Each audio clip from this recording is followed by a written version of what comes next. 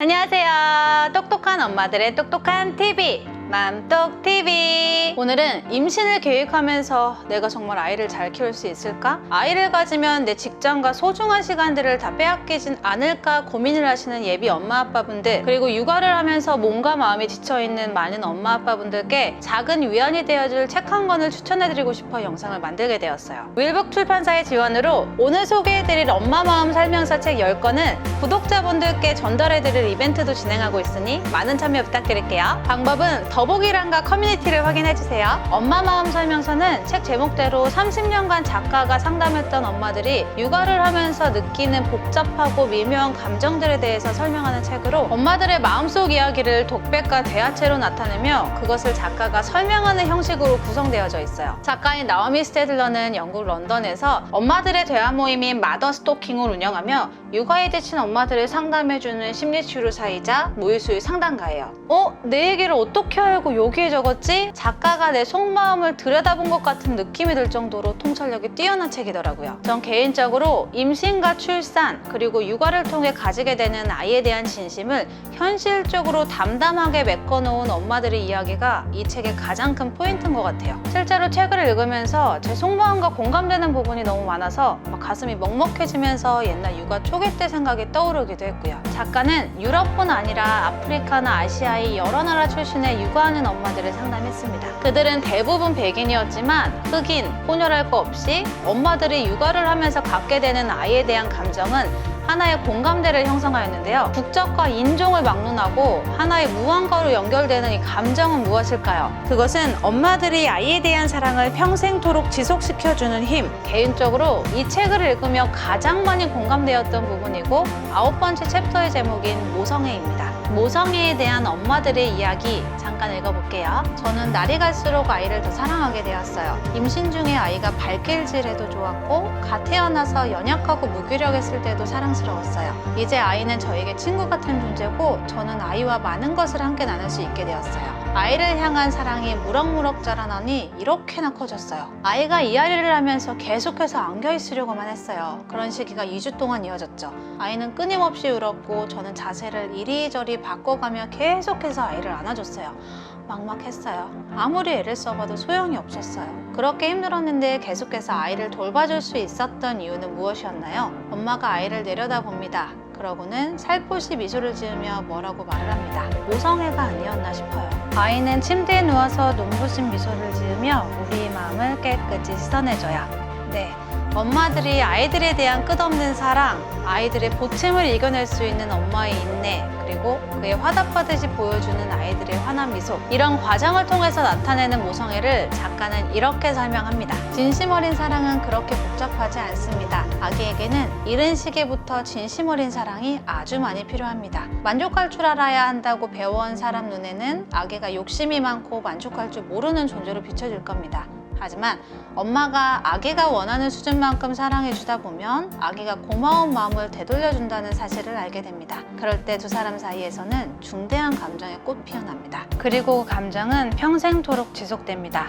나이가 들어도 엄마를 떠올리면 눈물을 짓게 되는 이유이기도 합니다. 책을 읽으면서 정말 공감되는 대목이었는데요. 이렇게 엄마들이 아이들에 대한 보편적인 모성애를 갖기까지의 육아 여정은 정말 새로운 세상이죠. 육아는 현실이니까요. 일단 처음 갈림길은 내가 일해오던 직장과 육아의 선택. 저도 출산을 하고 육아를 하면서 직장과 육아를 병행하는 것이 현실적으로 힘들어서 일을 그만두게 되었는데요. 저처럼 일을 그만두고 육아에 전념하는 엄마들은 하루 종일 아이를 돌보고서는 흔히들 이런 생각을 할 것 같아요. 온종일 아무것도 못했어. 6번째 챕터의 목차 제목인데 이 챕터에 나오는 한 엄마의 독백 부분이 정말 인상 깊었어요. 직장에서 일할 때는 하루 동안 내가 어떤 일을 했는지 알 수 있어요. 전화를 몇 통 받았고 이메일을 몇 통 썼는지 일을 했다는 증거를 제시할 수 있죠. 지금은 하루가 끝날 쯤에 아이를 바라보면 하루를 힘겹게 보냈는데도 이런 생각이 들어요. 왜 달라? 달라진 게 없지? 온종일 아이를 돌보며 기울인 노력은 도대체 다 어디로 사라진 거야? 네, 집안일은 해도 해도 끝이 없고 내가 아이에게 보낸 시간은 물거품이 된 것처럼 표시는 하나도 안 나고 육아에 대한 나의 성취감은 가면 갈수록 줄어들죠. 그러다 보면 직장에 다니며 자신의 커리어를 쌓는 남편을 부러워하면서 자신의 모습을 평가절하하게 될 때도 있습니다.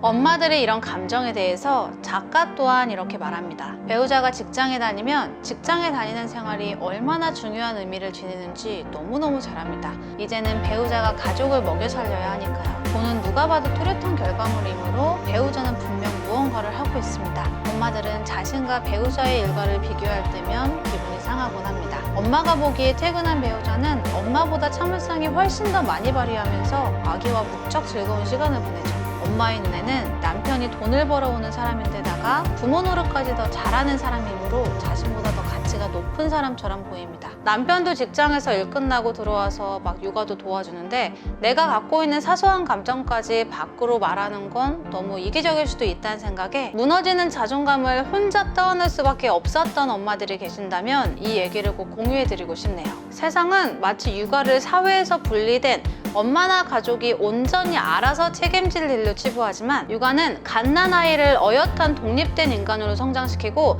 당당한 사회의 구성원이 될 수 있도록 해줍니다. 아이가 양육자와 형성된 관계는 오랜 시간 개인들에게 영향을 끼치면 물론 그 사회의 모습도 결정합니다. 어쩌면 사회에서 제일 중요한 것은 육아, 엄마일지도 모릅니다. 직장은 월급이라는 뚜렷한 성과가 있는 반면 하루 동안의 육아는 주위에서 보기에 아무것도 안 하는 듯이 보일 수 있지만 오히려 육아라는 것은 부모가 아이를 키울 수 있다는 것 그 자체로도 충분히 사회에서 존중되어줘야 돼요. 하여 책을 안 읽어보시더라도 때때로 육아를 하면서 낮아진 자존감으로 힘들어하는 분들이 계신다면 이 영상을 통해서 내가 사회에서 가장 중요한 일을 하고 있다 라는 자신감 넘치는 엄마로 당당하게 육아를 하셨으면 좋겠습니다. 여러분들이 육아를 하면서 느꼈던 힘든 감정들을 조금이라도 추스려봤으면 하는 마음에 제가 이 책을 읽으면서 느꼈던 감정들을 간략하게 말씀드려봤는데요. 전 책 속에 엄마들이 겪었던 이야기를 읽고 있으면 정말 제 경험과 비슷한 것들이 너무 많아서 내가 갖고 있는 감정은 당연한 거였어. 다른 엄마들도 다 똑같구나. 내가 그동안 말하지 못했던 속마음을 누군가에게 말했을 때 그 털어놓는 속 시원함을 느끼기도 했어요. 반면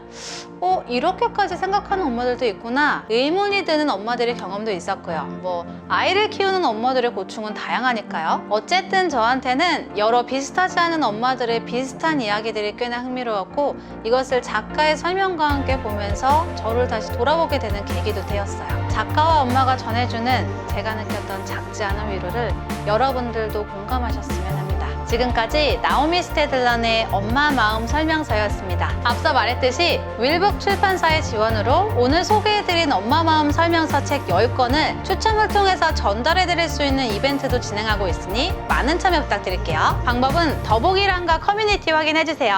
감사합니다.